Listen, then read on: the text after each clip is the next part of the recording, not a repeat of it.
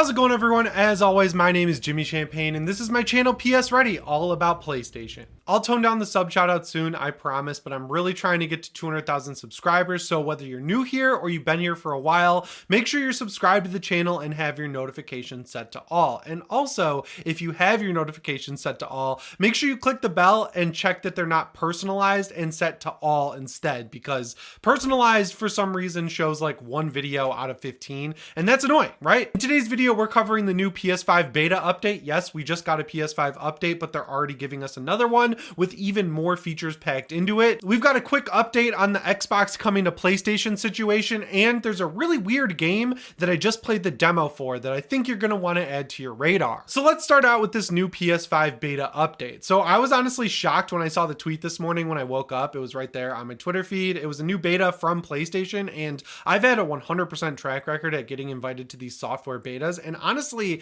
check your email and see if you got invited as well, because there hasn't been a single one that had literally a single error that I've ever experienced using these betas. So it's honestly pretty cool being able to test out these brand new features before they get released to everyone who has a PlayStation 5. It's really made for power users like us. The first feature that's coming along with this update is controller speaker enhancements. Sony says the controller speakers can now produce higher volume sound, allowing you to hear in-game sounds and voice chat more clearly. Honestly, this is pretty cool. It's one of the most underrated features of the PS5 controller, if you ask me. I was just playing Suicide Squad Kill the Justice League the other day on my PlayStation 5 Slim, and for some reason the speaker volume on my DualSense Edge is terrible. It never really does the speaker sounds at all, but over on my regular DualSense on my PS5 Slim, I was actually liking all of the controller sounds that came through with Suicide Squad. And I also, because of all of this news around physical games going away and all that, I got kind of scared because I was talking to my friend Jake over at Game Ranks about it, and he was telling me he's been ordering a bunch of physical games because they're cheap right now. And I went and looked at Amazon, and I was able to pick up The Last of Us Part 2 physically and Uncharted Legacy of Thieves Collection physically for a combined price of $50, which, like, that's a little expensive for old games that have been remastered recently, but like $50 for two of the best games ever. Well, honestly, three of the best games ever, because you get The Last of Us Part 2, Uncharted 4, and Uncharted The Lost Legacy. That was a no-brainer deal for me, and both of those games have speaker functionality with the DualSense controller. Like when you have to shake the controller to turn on the flashlight, I think in both games you get speaker interaction from the controller. So yeah, it's cool that they're upgrading the speaker tech on the controller. I don't know why it took so long. Like maybe it was a battery life issue and they figured out some back-end way to code it in a way that wouldn't ruin battery life. But yeah, if you get this beta update, you'll notice better speaker sounds coming out of your controller. And I didn't even know that you could do voice chat through the PS5 controller, but yeah, just like with the mic. Yeah, I think that's how you say it. I would just keep that muted all the time because I can't imagine using voice chat on my PS5 controller. I don't want to use voice chat at all. People are mean in voice chat. The next feature is improved noise cancellation. As Sony puts it, the mic input quality on these controllers has been improved, courtesy of a new AI machine learning model. Background noise from button presses and game audio are suppressed,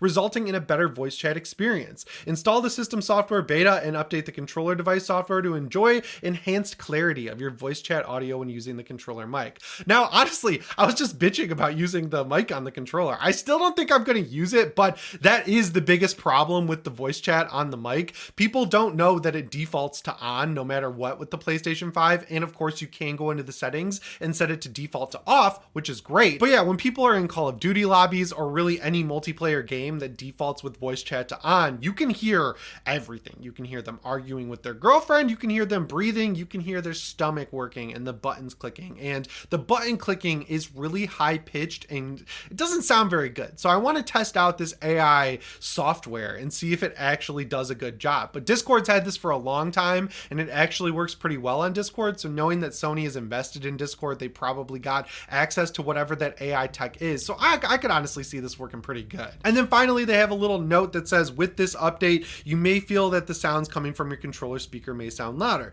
You can adjust the controller speaker volume from the control center. Honestly, that doesn't bug me. I want it loud. I want to be able to hear all of the speaker noises coming out of the controller. Going back back to The Last of Us Part 2, I'm pretty sure audio logs also come through on the controller. So yeah, this is a cool update to the DualSense all around. I don't know why it's packed into a beta update for the PlayStation 5 and not an update for the controller. Maybe they just don't have the capability to release beta updates for just the controller itself. But yeah, I'm excited to check this out. The next feature is one that I think a lot of people are going to like, because anything related to hardware sounds or lights, people seem to have a vendetta against. And like, look, I get it. I think lights are cool. I have a bunch of Razer stuff set up on my desk and I like the chroma lights. It's like chroma go brr, but like, I understand that people don't love that. So now Sony is giving you the ability to dim the console lights or turn them off on your PlayStation 5, which is cool, especially if you own a PS5 Slim. The lights are noticeably brighter on the Slim. I don't know if that's because the plastic on the plates is glossier or what, but yeah, the lights are brighter. Now you're going to be able to set them to dim, strong, or just completely off. And that goes hand in hand with the last PS5 update, which gave you the ability to turn off that beep. I talked about when I was a kid, my PlayStation 3 made that exact same beep, and I don't know why. My dad had like my dad is like terrible hearing. You can be talking to him like 10 feet away and you have to repeat everything 5-10 times. My dad is terrible hearing. You could be 5 feet from him and you have to repeat things 15 or 20 times sometimes, and that is stressful and frustrating, but I love him. He could hear that PS3 beep from across the block. Like if he was outside walking my dog and it was late at night after I was supposed to be in bed and I turned on my PS3 in my bedroom, yeah, that beep would send him running back to tell me to go to bed. So I know a lot of people were excited about being able to turn that off. Now you can take it one step further and turn off the lights entirely on your PS5 console. Let's get that over to the DualSense ASAP so we can get more battery life out of the controller. They've also added a full section in the settings for the beep and the light. If you go to settings, system, beep, and light, you can adjust them from there. The default that it currently has on the regular update is strong for the light. So if you want to keep it the same after changing it, just switch it back to strong and then everything should be back exactly how it was before you applied this update. And then finally, they added in new features with remote play streaming where you're able to point out specific things on the screen or apply stickers. I personally have never used this feature where I stream my games to my friends. During the lockdowns, we used to do that all the time on Discord specifically, and it was pretty cool being able to stream my friends' games or like stream movies and all that, but then they locked that down on Discord, so anything that has like HDCP doesn't allow itself to stream through Discord, which is frustrating. But yeah, it's cool that they're increasing features with this software on the PlayStation 5. I guess someone at Sony actively uses this all the time because every big update for the PS5 seems to come along with new features for either remote play or sharing your screen with your friends. So yeah, it's cool. Nothing I'm too excited about, but nice to know it's there to begin with. So yeah, if you want to get into these beta updates, you have to opt into them. They put the link at the bottom of the article over on the PlayStation blog, and then once you do that, whenever they release a beta update, you will get an email with a code. You punch it into the PlayStation Store as if it's a game or a PS Plus code, and then from that point forward, your PS5 will be able to enhance itself with these beta updates. And if you get this code, once again, I think it's definitely something worth trying out. The second news story on my docket here is a quick update surrounding the whole situation with Xbox going multi-platform. When I talked about it in my video on Tuesday, I said that Phil Spencer would be giving some sort of update on MSNBC or something like Moneyline. I don't know what show it was, but that turned out to just be a false report. He did respond though, and I don't know, like I'm a multi-console fan. I love the PlayStation 5 the most, of course,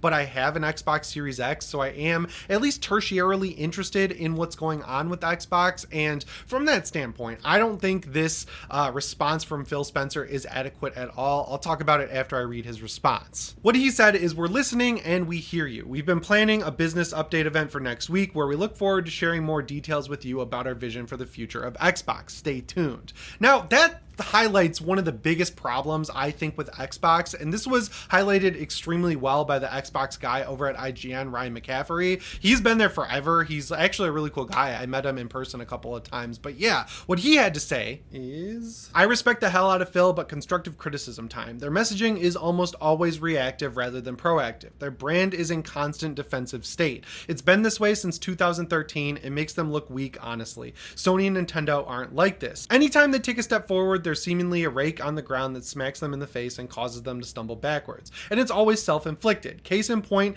in 2024, we went from yay, the developer direct was great, to this whole mess now. 2023, killer start to the year with the first developer direct and the shadow drop of Hi-Fi Rush, until they failed to see the mess that was Redfall until it was way too late. That constant step forward, step back, as much as anything, is why I think Xbox fans are just exhausted. And honestly, I'm exhausted too. Like, I'm not even a huge Xbox fan. I have an Xbox, I have a PC, I obviously interact with that ecosystem as it is, but like, I don't like that. There's a reason for Xbox to have confidence. There's been reasons for them to have confidence over the years, and it's never been as good as it is for them as it was before this whole mess, right? Like, they have Bethesda, they have Activision. All they have to do is come out and say, hey, these are our plans for the future with these properties. We're going to bring back old games like Quake and Hexen, and we're going to make huge experiences like the Elder Scrolls 6, and they're going to be exclusive. There's virtually zero confidence in any of their marketing, and I'm getting really sick of this like kumbaya attitude that they have, where it's like, we're just here to support our fans and our community. It's like, no one wants that. Everyone wants to know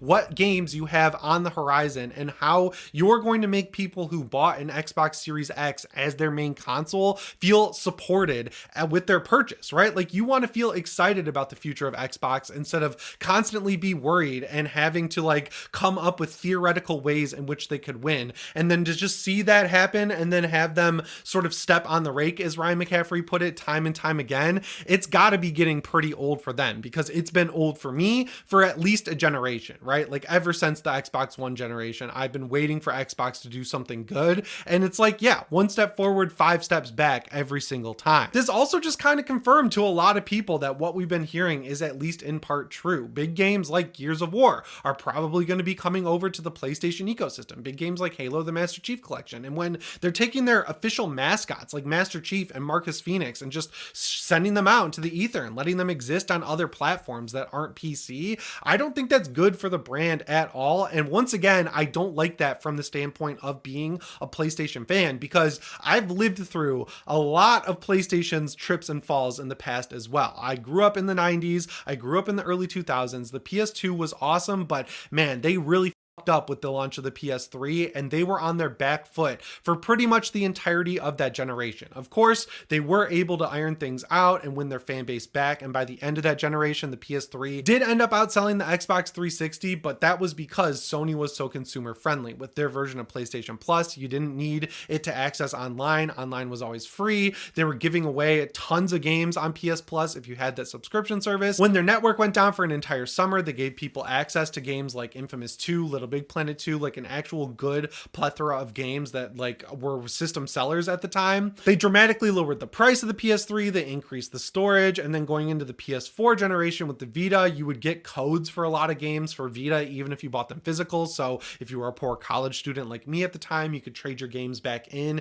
at GameStop and still keep the Vita version at least. And you also got a 10% discount when you bought games digitally on the PS3 instead of buying them physically. So they were always doing moves to not only save you money, but actually make you feel like you made a good investment in the console. And as time has gone on, we know that there's drama every other week about, oh, we said that we're going to allow $10 upgrades for PS4 to PS5 games, and now it's $20 and we got to walk that back. Or there's remasters that cost $50 and we're not going to tell you the messaging that it only costs $10 if you already own The Last of Us Part 2 until the very last second. Or, you know, The Last of Us Part 1 being just a remaster at the end of the day, costing 50 or 60 bucks. I can't remember exactly what it cost, but it was pretty close to full price at the time. And that really sucked because they took out features like the multiplayer, and then they never released the multiplayer game that they took out of The Last of Us Part 2. So they've been making anti-consumer moves for a while now. And if they don't have Xbox there to be their check, right? Like to say, hey, Xbox has experiences that PlayStation doesn't have. Xbox has a lot of consumer friendly movements happening that PlayStation doesn't have. Then they can just do whatever they want. They can raise the prices of games to 120 bucks. They can raise the price of PS Plus even more than they did last year, and no one can really say anything because your only other option at that point is to go build a PC for around $2,000, and I don't think the vast majority of PlayStation players even have that concept in their mind. Like, the gulf between costs when it comes to a PS5 and PC that can actually run games better is absolutely insane. So yeah, I want the PS5 to have that check, that little bit of headroom where they have to make sure they're always being consumer friendly to a degree degree, so they can't just blow things out of the water with massive price increases as time goes on. And that brings us to the third and final news story of this video. You know, I like to put the more like niche topics in here that I can't really market with a thumbnail. Today, we're talking about two games that are upcoming on the PlayStation 5. One of them I'm really excited about after playing a new demo for it, and the other one I was extremely excited about, and now I don't think I'm even going to pick it up based on my experience with the demo.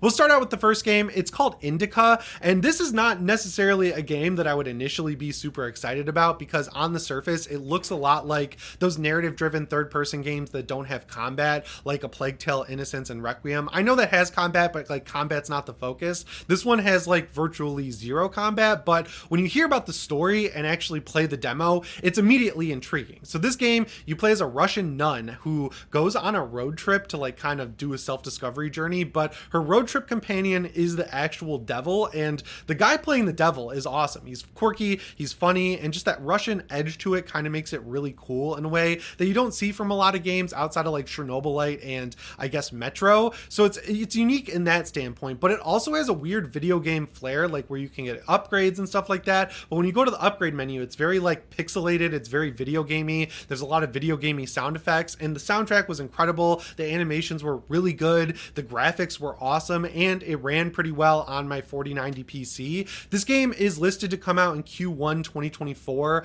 on PC, but then it's listed to come out on PS5 later this year. I'm pretty sure you can go wishlist it on PS5. If you've been watching the trailer right now while I talk about the game, I would go also watch the trailer with sound so you can kind of get the video gamey aspects of it. But yeah, this game looks awesome and plays really good. So I would put it on your radar if you're into like weird sort of Eastern European inspired pseudo horror games like I am. And the second game is honestly shocking to me that it disappointed me this much, and it's Pacific Drive. This is a PlayStation exclusive on console. Sony's put it in multiple state of plays. They've done a huge marketing push. It's getting a special edition physical release for $40 when it comes out at the end of this month, I think on February 22nd. But man, this game needs a lot of work in the optimization department and also just the general control. So here's the problems I have. First of all, I played it on PC. This is all coming through from the Steam Next Fest demo event that they do every couple of months where you can play demos for upcoming games. I would have played it on PS5, but they don't have the demo out yet there, which is weird because again, it's a PS5 exclusive. The first problem I had is that this game just runs terribly. It has a lot of good settings, but like even at medium settings on my 4090 equipped PC with a 13500 HX, like a really good CPU with 16 gigs of RAM, I could not get this game to hold a solid 60 FPS. Even dropping it to medium settings all the way down to 1080p, it would drop as low as 40 FPS, and whenever something new happened on the screen, you would get the micro stutter from traversal. It's not shader compilation, so that will probably be on the PlayStation 5 as well. The other problem, which is in my opinion at least unforgivable, is that with a DualSense controller, it like didn't work with a lot of the commands. When I was driving, it would miss a lot of my steering inputs, which like, you know, that's a little bit forgivable, but there's a part very early on in the demo where you have to pick up a wheel with R1 and put it on a broken down car, and the R1 just didn't work. I was holding it, I was tapping it, I was trying to pick up the wheel, I restarted the demo a couple of times, and I tried my DualSense and my DualSense Edge, both wired, so they're getting direct support from PlayStation. Just didn't work, right? And I know it's a demo, it's probably an older build. I know some developers have been playing the actual game since like January, but like that is not good. If the game is a PlayStation 5 exclusive, comes with baked in DualSense support to the point where it has adaptive trigger support even on PC, and you're missing button prompts, that's not good, and I think it needs a little bit more time in the oven. So yeah, that's all I've got for you in this midweek PS5 update. Let me know what you think down in the comments below. Remember to subscribe and set your notifications to all if you haven't already. As always, my name is Jimmy Champagne. I'll see you in the next one. Thanks for watching, and shape on.